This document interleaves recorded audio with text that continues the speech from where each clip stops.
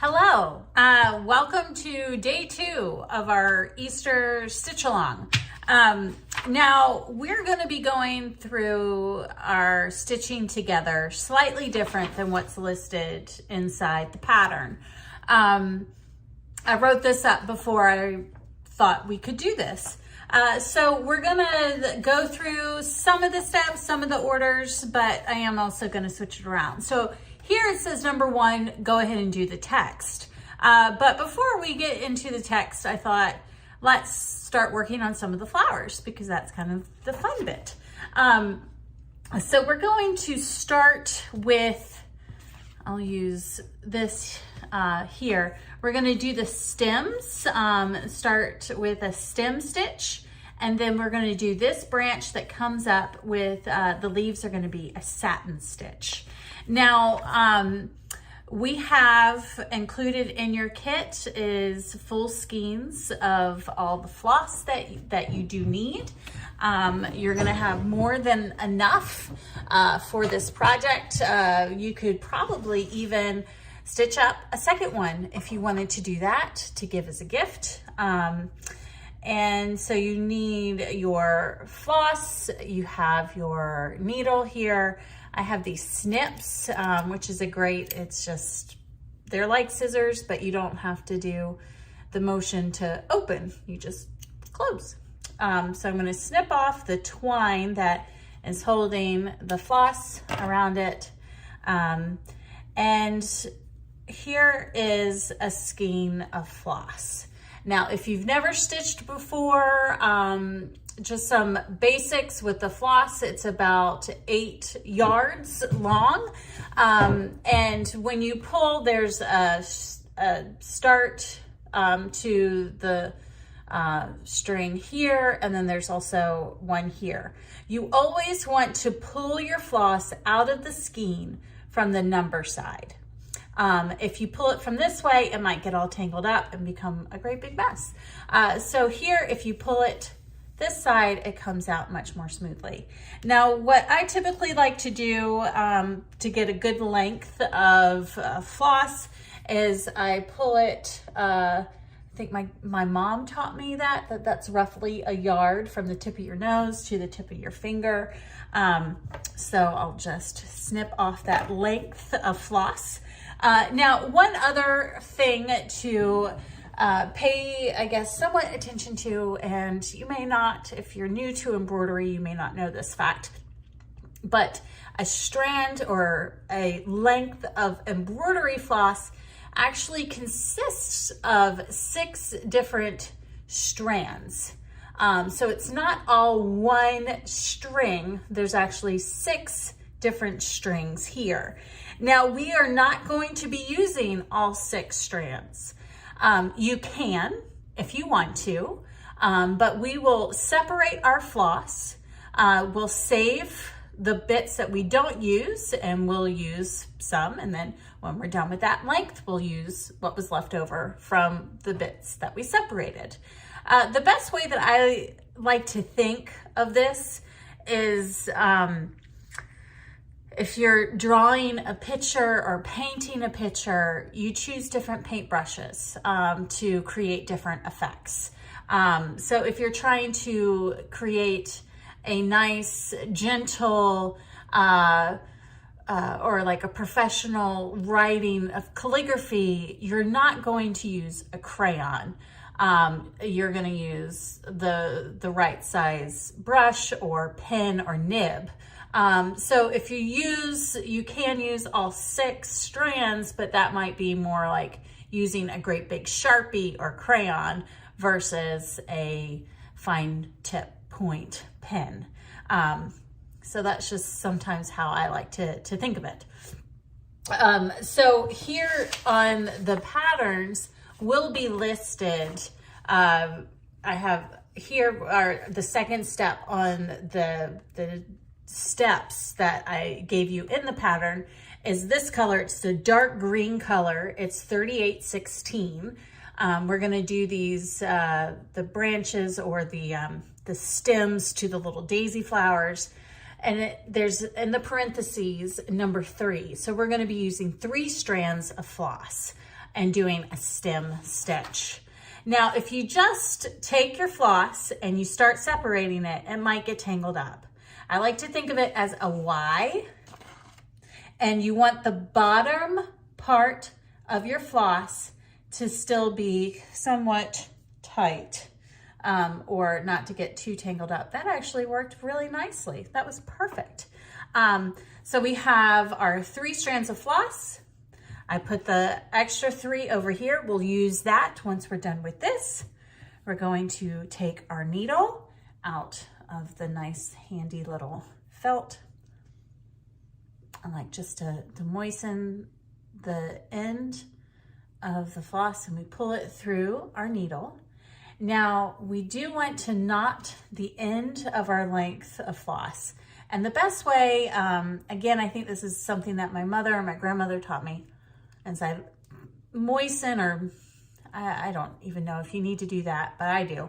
You kind of moisten the tip of your finger, and then you wrap your floss around and roll it, and then pull it straight. And then you have, can you see that? A knot at the end of your floss.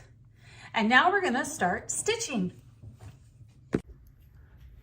So here we are. I have my hoop in a stand. I know most of you will not have this sort of apparatus, but it is handy for these tutorials. So we're gonna start off with these little, I guess, little daisy flowers here.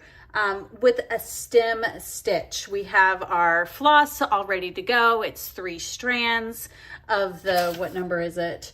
3, 8, 16. Now this is the basics of a stem stitch.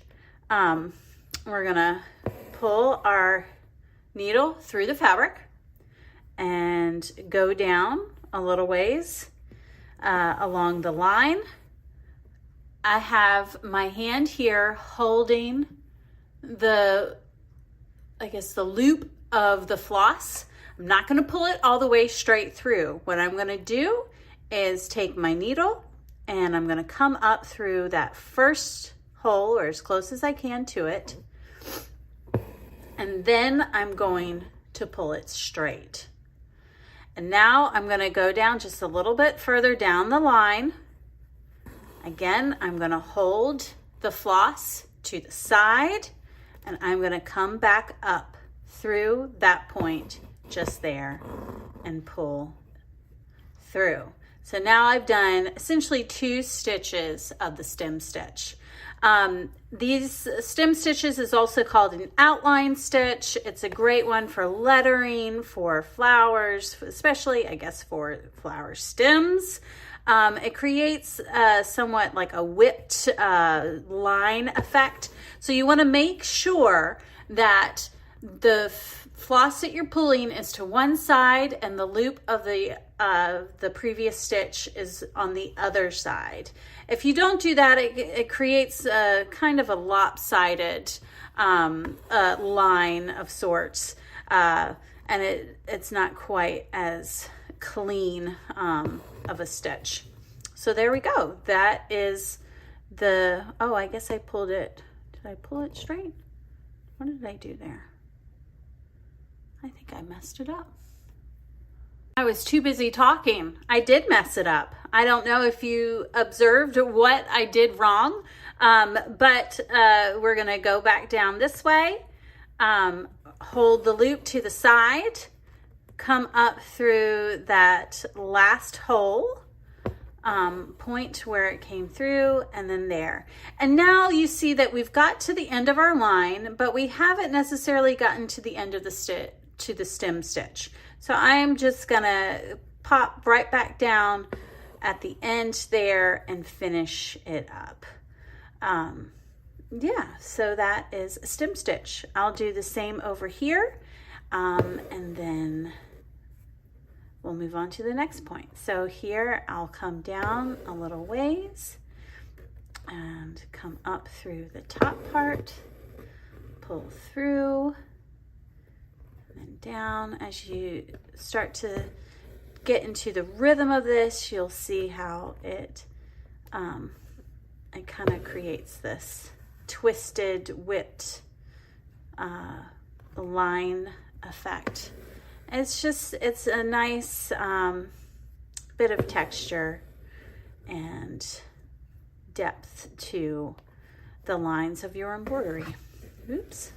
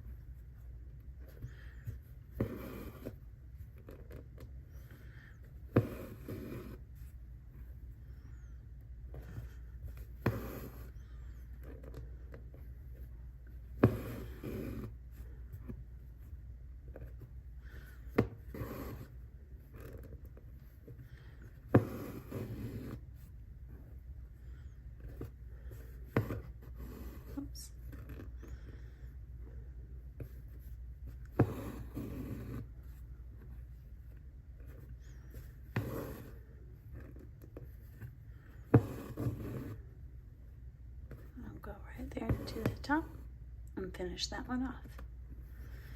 I'm going to come down the opposite direction right here.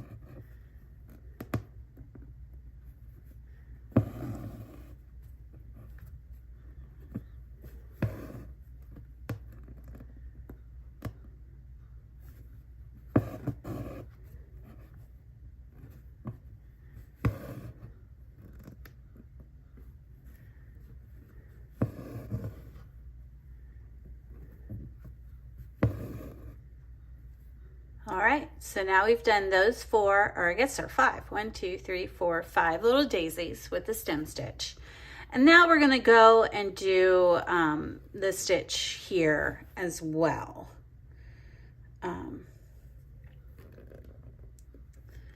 Yeah.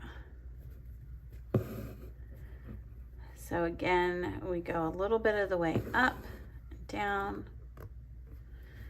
pull, down. We're going to go up to that last part of the line right there, pull it closed, there,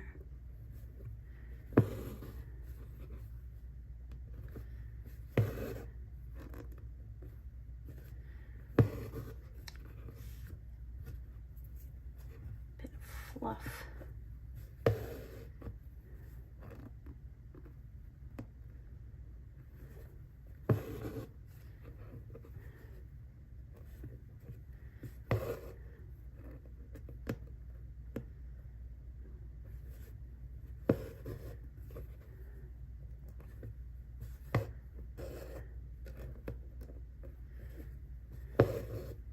And then we're just going to go down there.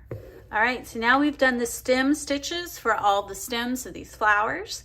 And now we're gonna do our second stitch, which is a satin stitch. Now a satin stitch is basically, I don't have my example right here, but it's filling in, it's like if you were just to color this whole leaf in with your thread. So let me reposition this here so you can see it well. So we'll just come up at the very top of the leaf and pull the floss straight. You want to make sure that it is a nice straight, that your strings aren't twisted. So we have our first line there. Now we can come right back up at the top again and lay our floss straight, flat, next to the previous stitch that we did. So it's really simply a series of long, flat stitches that are closely put side by side to fill a space. Yep, so we'll just slowly do one side and then we'll switch over and do the other side.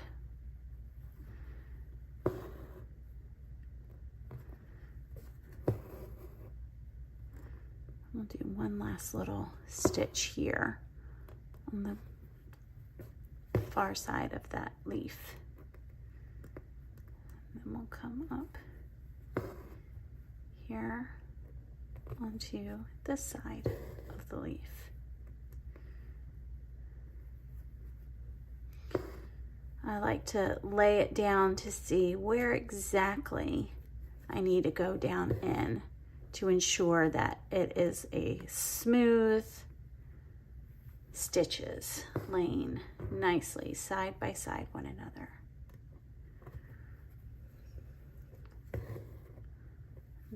There's a satin stitch leaf. All right, now I'll show you another quick variation of this. You'll come up and here we'll go down to the bottom of the leaf. Now, if you wanted to save and conserve your floss, one thing you can do is, because if you look at this satin stitch leaf that we did, on the back side, it will look essentially the same as it does on the front. But that's a lot of floss that you're using on the back side of your hoop that nobody ever sees. So if you want to avoid that, one thing you can do, and now I'm not going to be able to show you too much of it, but instead of going up here at the top, you can come up right next to where you went down and then go down at the top and create your flat line. And then you can pop your needle up right next to where you were, pull it up, and then down again. I'm just about to run out of floss. I don't think I have enough, but I can show you. We come up right next to where we were, map out your line, go down, and it creates these little itty bitty stitches right next to each other on the back side. So that way you save a lot of floss. It doesn't pucker quite as much, but sometimes you might not get as near or as smooth of a satin stitch as you would with this. So that's personal preference. I typically like doing it this way so I don't waste, I guess you're not wasting it, but you don't use up twice as much floss as you need to. And then you can go in and fill in some of the gaps, maybe with one or two strands or just like a half flat stitch, or you just pull that one out because we are just about done with that bit of floss. And then we'll use these strands that we separated out at the start.